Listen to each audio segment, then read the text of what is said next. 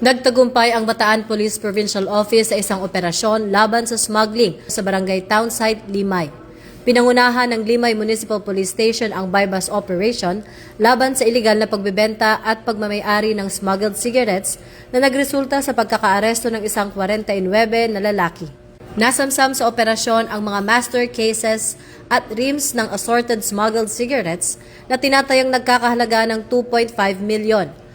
Ang operasyon ay isinagawa kasunod ng koordinasyon sa ahensya ng Bureau of Customs.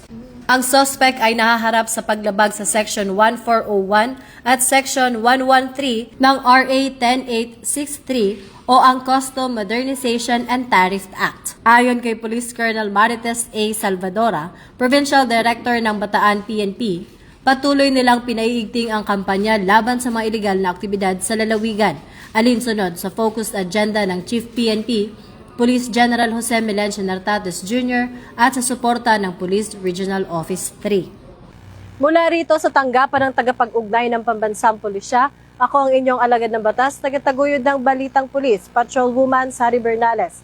Nagbabalita para sa Police News Express. At ito ang bagong PNP para sa bagong Pilipinas. Serbisyong mabilis, tapat at nararamdaman.